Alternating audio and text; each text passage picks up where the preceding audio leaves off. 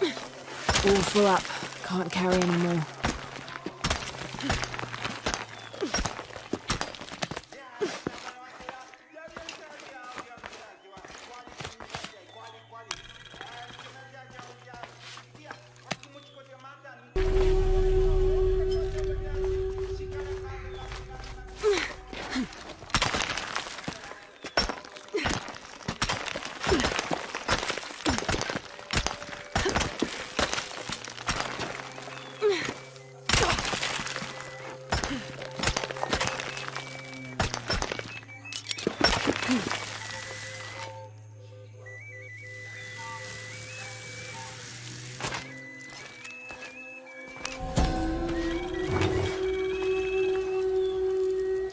This staff has a jury-rigged flintlock mechanism similar to those from European firearms. The cultist priests must have used this during their ceremonies to awe the crowds.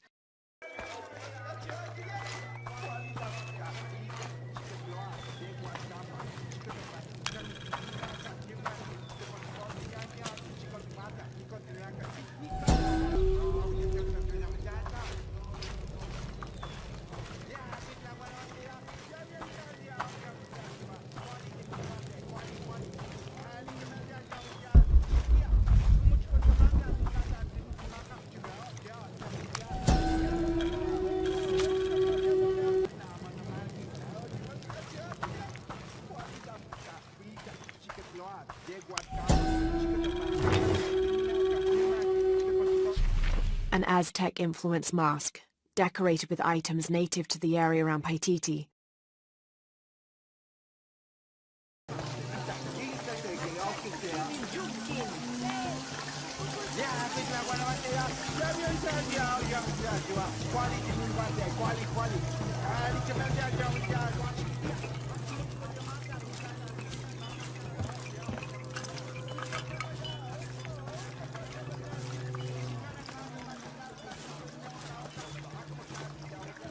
Toli is said to be one of the oldest games in America, played by all walks of life. Players were known to gamble all of their worldly possessions over a single round, from blankets and precious stones to their homes and even their family's freedom. The god of art and games, Makwul is considered an active participant in the game, responsible with bestowing offerings upon the winner. So much on the line for a simple game. Some things never do change.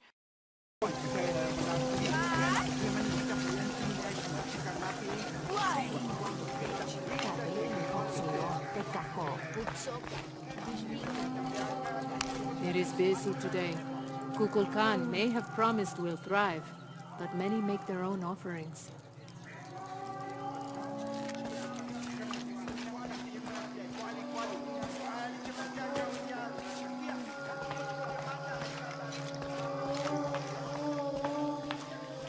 Huh? Unuratu and her rebels are the true sons and daughters of Paititi, if you're asking.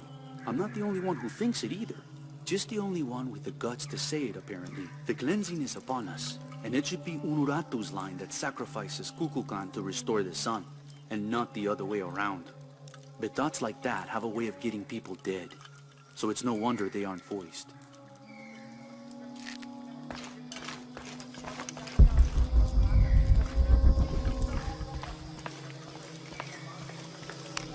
Impossible. I can't carry any more.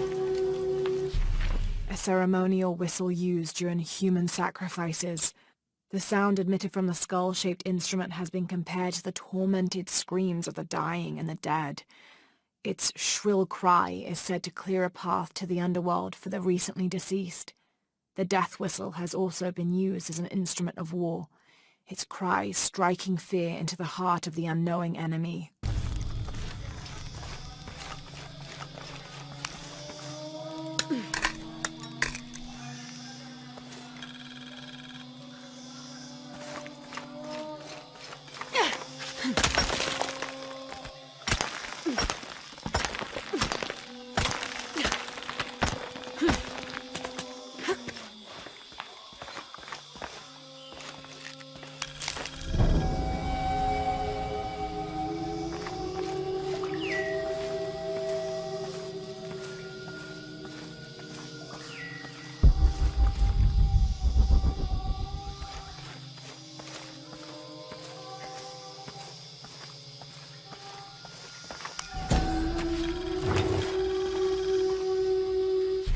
The Aztec used these to burn incense so they could communicate with the gods.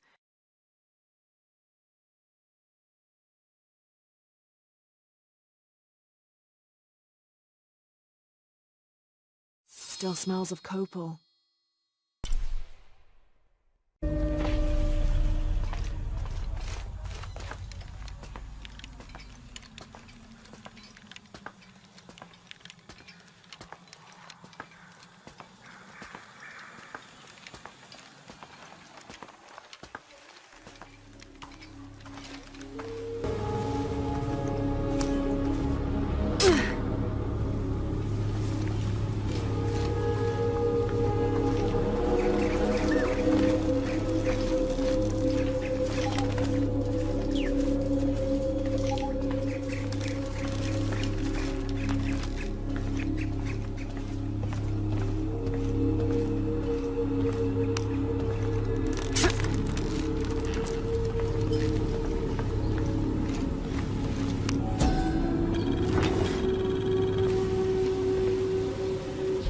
This figure must be the owl, the mythological beast stalking the outskirts of Paititi.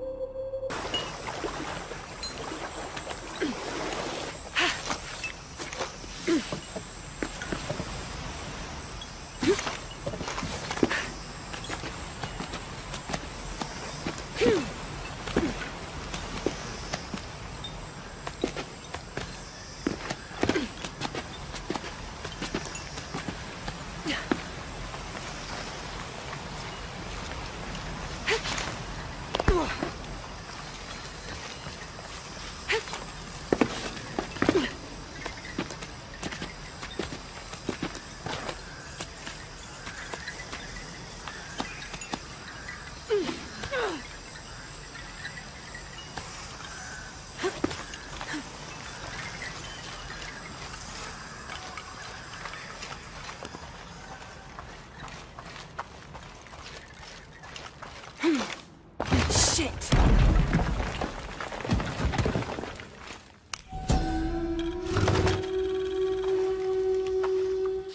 This obsidian-tipped arrow was snapped in half. It looks similar to those used by Unuratu's rebels. If they went up against Trinity with these primitive weapons, they never had a chance.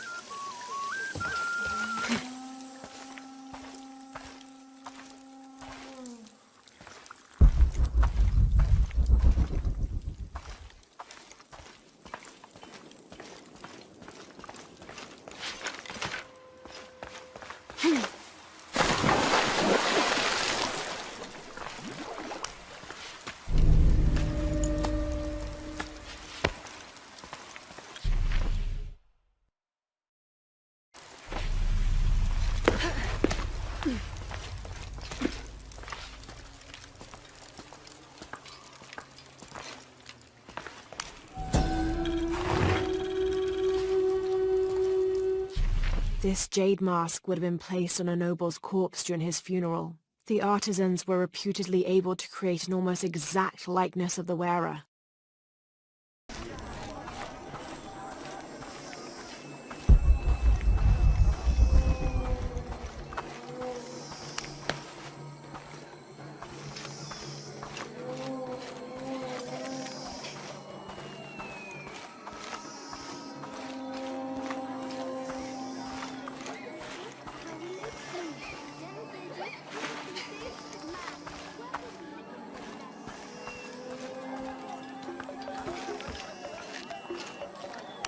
All full up.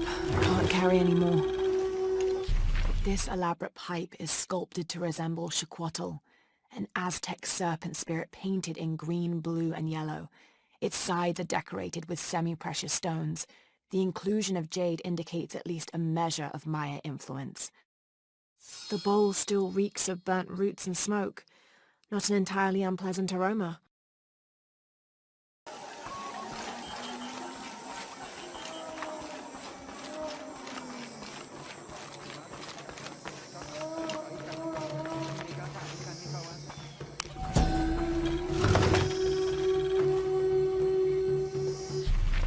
people of the Andes have been perfecting the art of weaving for thousands of years.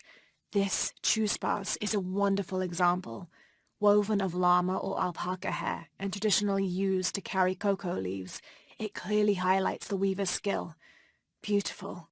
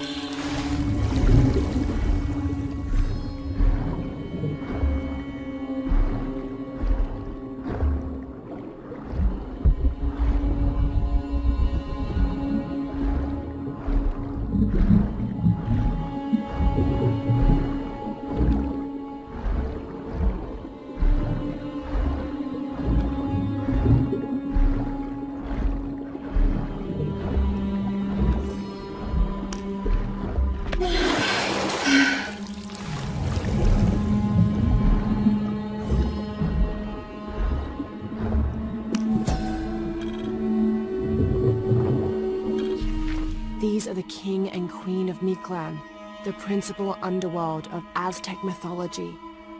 Micantecutli was the most prominent of the gods associated with death.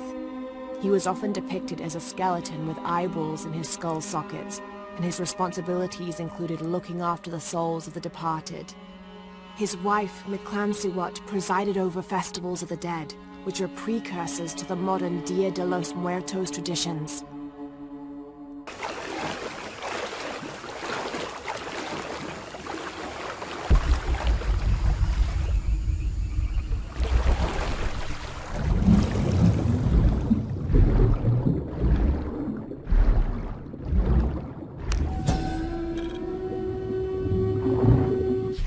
Another example of syncretic belief. This figure portrayed on the cross is not Jesus Christ, but Kukulkan. I suppose a parallel could be drawn between the two.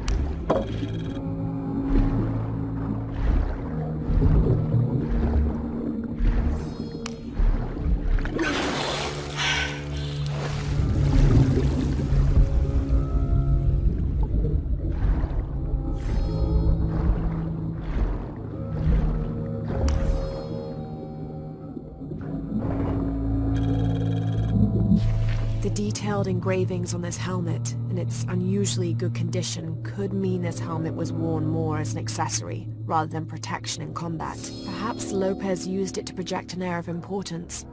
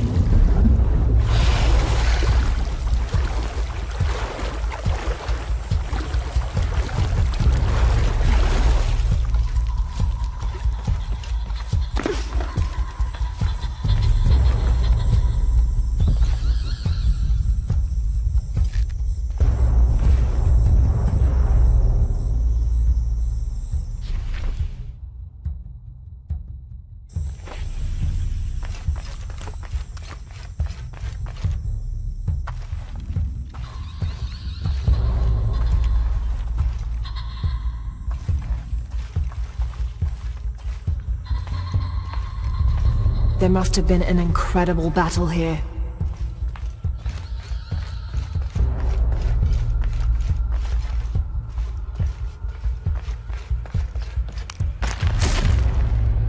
The falconet would be heavy enough to destroy the barricade.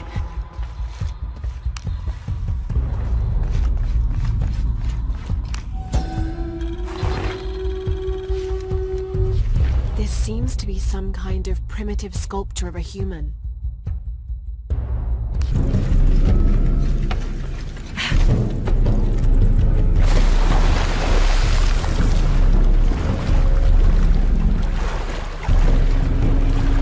There must be a way to rotate this boom so it's in front of the crate.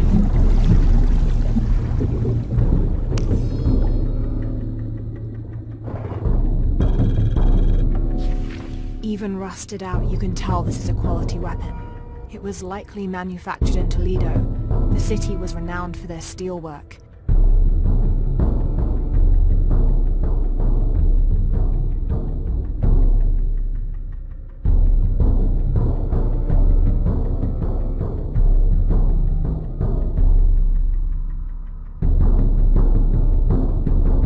The notches in the blade suggest several battles.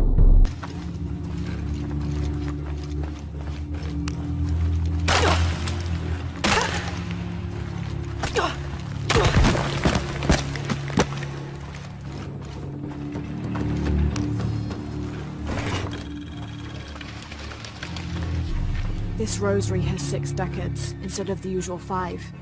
A very ornate example of the brigantine version. There appears to be an engraving. Andreas Lopez.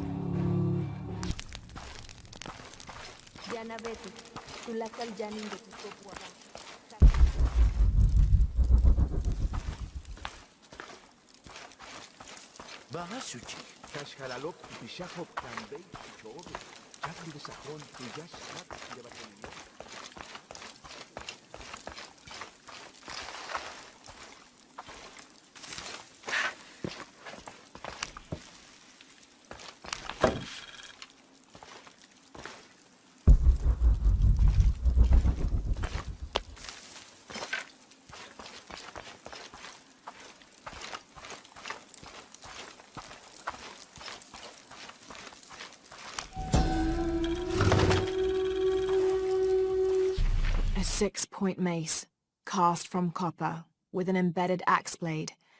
A fearsome weapon,